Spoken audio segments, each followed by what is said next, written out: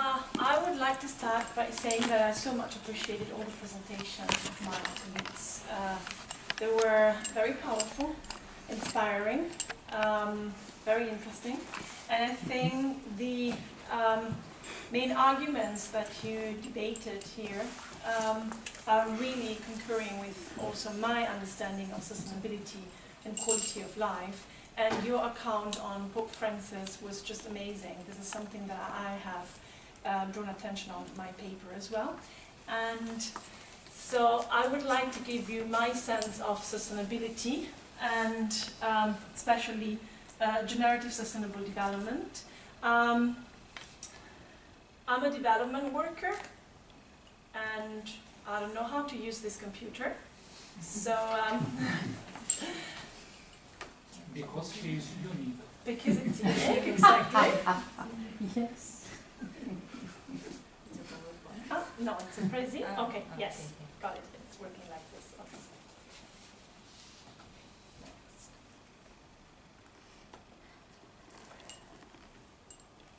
So, my professional identity, I'm a development practitioner, I'm a development economist, and I'm a living theorist. So during this brief presentation, I would like you to grasp the sense of my professional identity and why it's so crucial to me. I work on generative sustainable development. As a development worker, I work in developing countries. So I've been in Asia, I've been in Afghanistan, Ethiopia, then I've been to Georgia, and currently I'm in the Balkan region. I'm based in Albania, where I work for an organization which is called Cultural Heritage Without Borders, and we work on restoring cultural heritage and restoring relation among people in the Balkan region. So why did I choose this profession? I've been asked this question a lot of time. Okay, so like 12, 13 years ago when I started, family members and friends were kind of puzzled by this, this idea of mine, and in Italy, I'm Italian, at the time was not really a profession. People didn't really know what was that about. And so I was trying to explain them and to myself, why did I do that? And this is why I have chosen this profession. Not only because I love pets, of course, but joke aside, it's because I realized that clearly looking at the situation in the world, there is a huge proportion of the society which has so little, as you all said, and then a minority that enjoys a lot of privileges, and they're the so-called rich.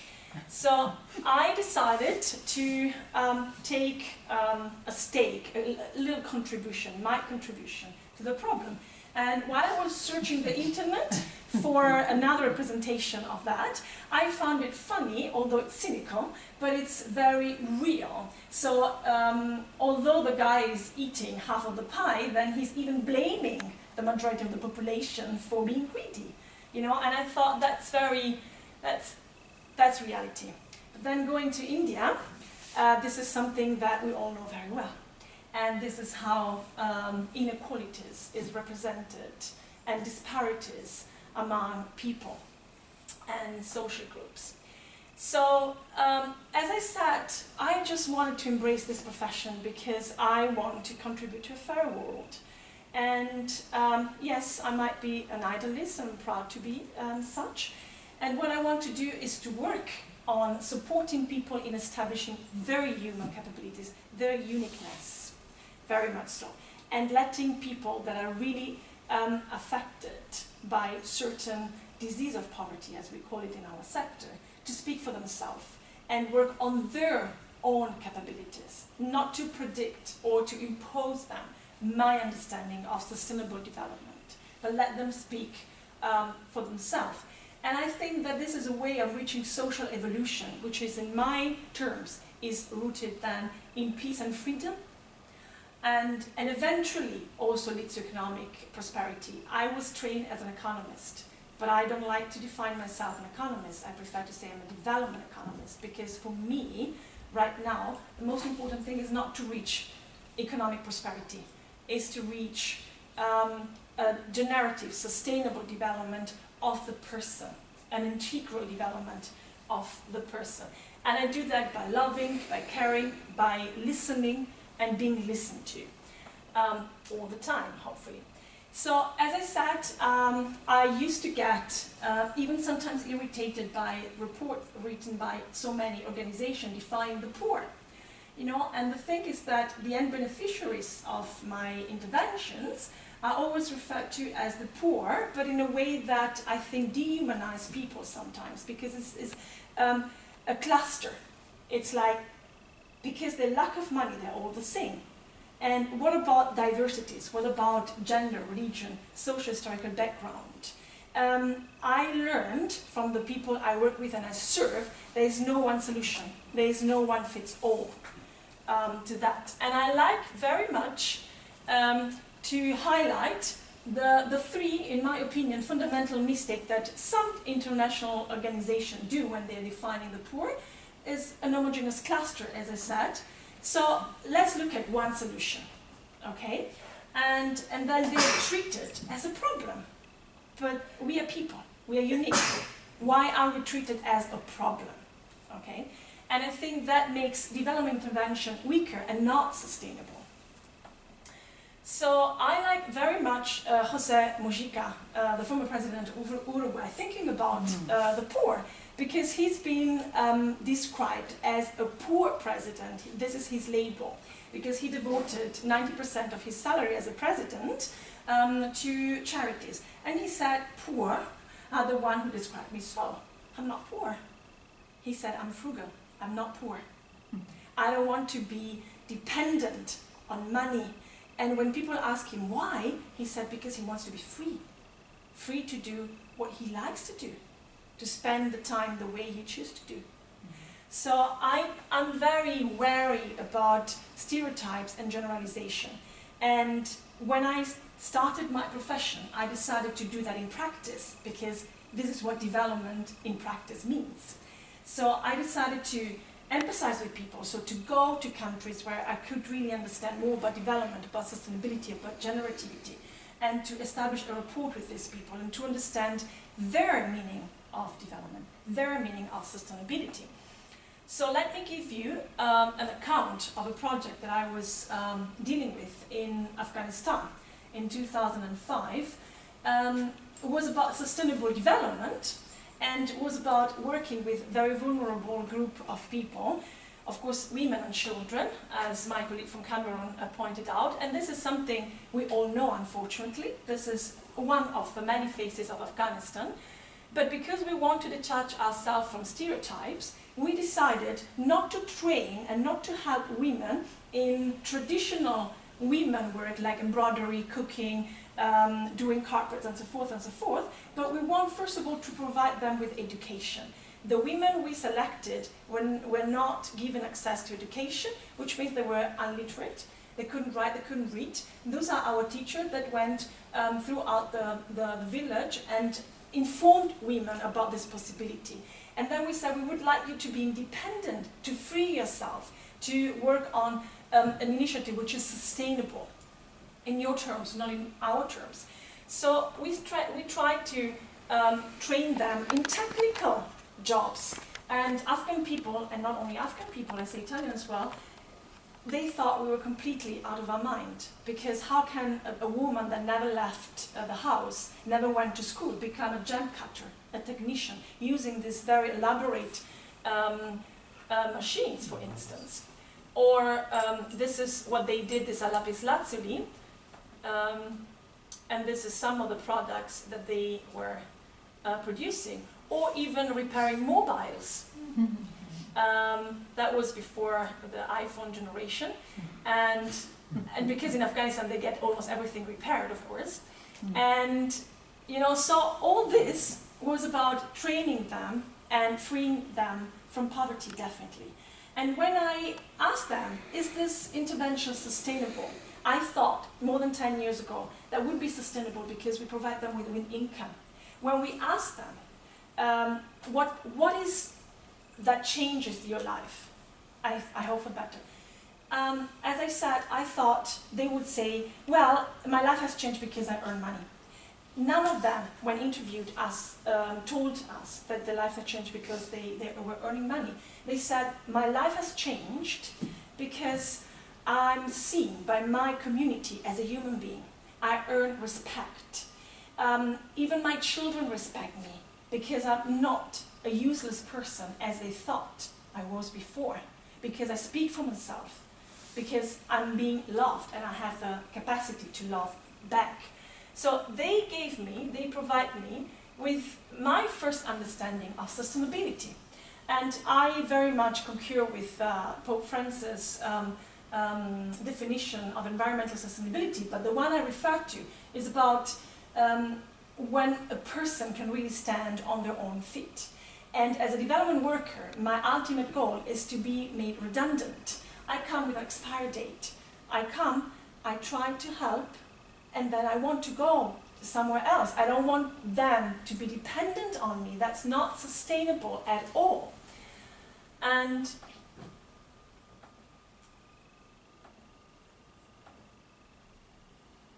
then I thought, maybe there is something more.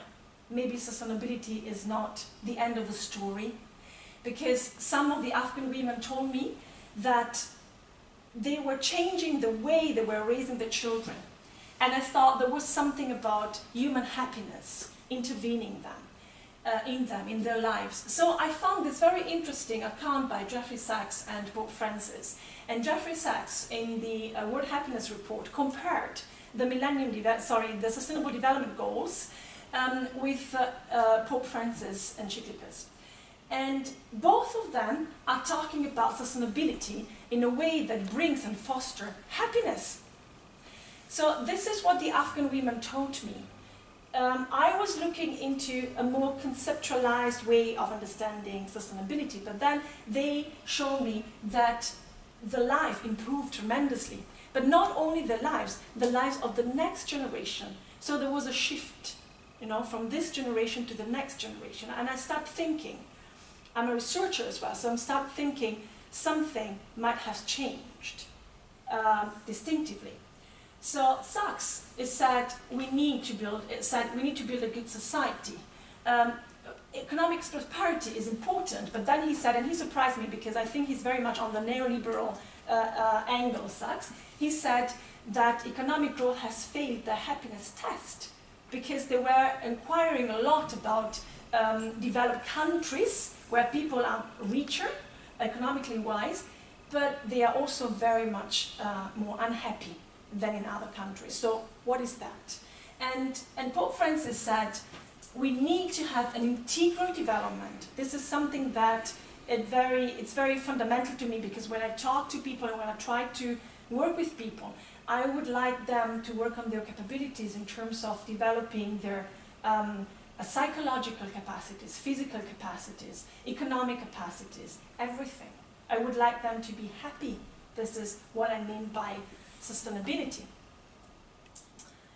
So they are need for change. Sachs is talking about that, the Sustainable Development Goals talk about that, and one of my models talks about Robert Chambers. He said that, of course, we need a change, and development is a good change. But then look at this one. Isn't that wonderful? This is what you said. Who is taking people accountable? So this is our government, for instance, saying, you want to change? Let me give you some change.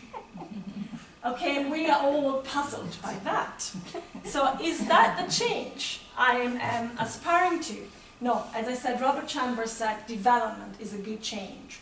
Good and bad is always debatable among academics. I've been picked up a lot of time about that. You can't say good, you can't say bad, empty words. No, they're not.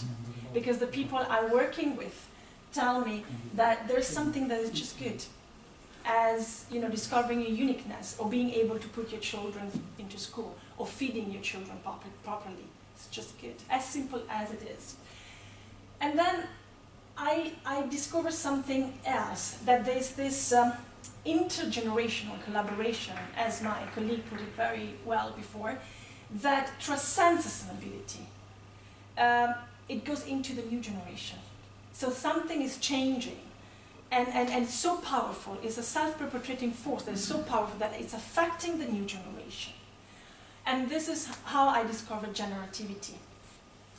And then I love this one, because if I can help a person, and that he can help or she can help another person, that it becomes a change. And something is really evolving. So in terms of myself as a researcher, I'm a living theorist. And living theorist means that I'm asking myself the question, how do I improve my practice? That's why I'm so interested in transcending concepts. So I started working on living educational theory research because for me, it's the gap that development studies actually has. So by using living theory, which is based on values and ethics, and on my practice, I could actually value my expertise and the expertise of the people that I'm working with to show you all this to you. So I'm very grateful to living theory as a methodology. This is an overview of that. As I said, it's a value-based methodology, and it's based on my practice, which inform my theory. It's not the other way around. This is very important. I have the freedom to use methodological inventiveness and to be very creative about that. And that's why I also use different methods like ethnographic and auto-ethnography methods to research the people I'm working for and to show my funding. So as I said, what is very important is that we always are led by action and we ask ourselves, how can I improve my practice? And then it's a methodology that gives me the possibility to actually value my voice and the voice of the people I'm working for, which I think it's very crucial nowadays, really take into consideration our personal and professional experience. So as I said, I use all this to critically reflect about myself and my practice and to lead myself to a good change. And then this is in my words, if I can help one person and that can help another person, then it becomes generative. So something that it doesn't really limit myself to now and today, but transcend time and space. And I think this is very much it. Thank you. Thank you.